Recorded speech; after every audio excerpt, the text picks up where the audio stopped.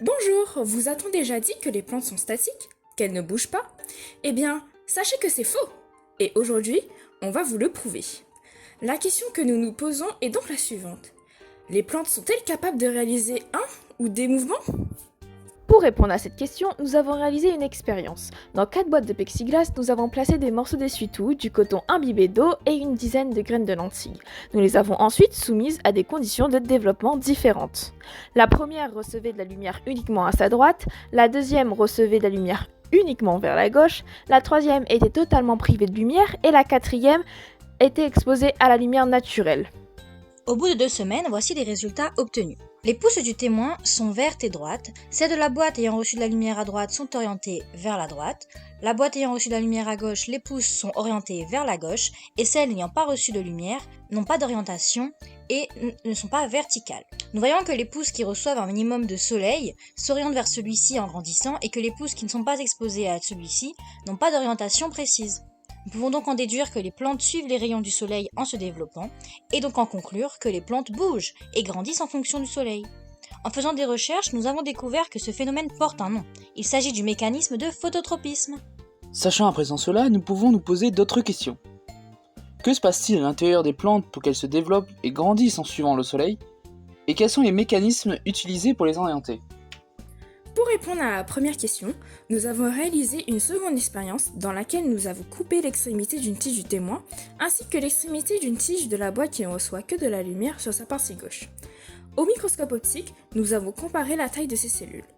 Nous nous attendions à ce que les cellules dans la partie ombragée de la plante soient plus longues que les cellules dans la partie exposée au soleil. Car si les cellules sont plus longues sur une partie de la plante, il y aura la formation d'une courbure. Sur la coupe de la tige du témoin, nous voyons que les cellules ont toutes la même taille, tandis que sur la coupe expérimentale, nous voyons que les cellules sont de taille inégale.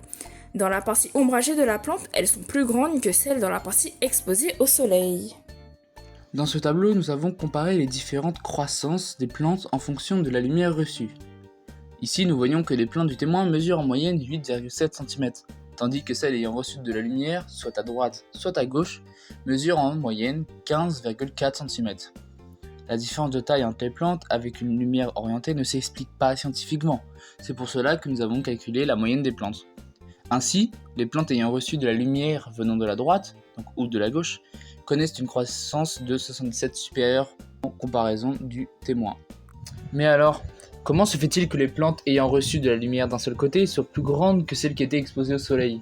Eh bien, en faisant nos petites recherches, nous avons découvert que ce phénomène est dû à une hormone végétale appelée auxine.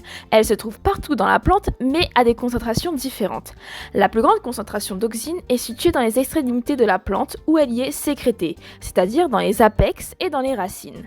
C'est la principale hormone végétale agissant sur l'élongation de la taille des cellules. Elle permet ainsi l'allongement de la plante.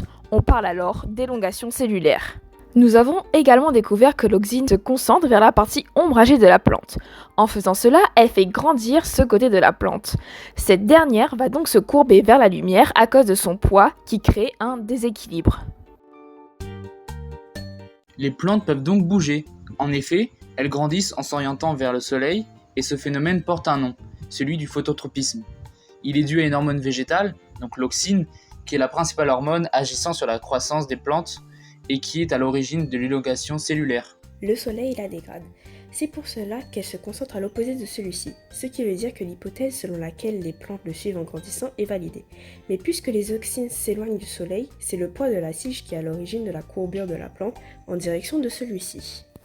D'autre part, au cours de nos recherches, nous avons découvert qu'il existe d'autres types de tropisme chez les plantes. Le géotropisme ou gravitropisme, qui est la tendance des racines de la plante à croître vers ou à l'inverse de l'attraction gravitationnelle, et l'hydrotropisme, qui est la capacité de la plante à grandir en se dirigeant vers l'eau.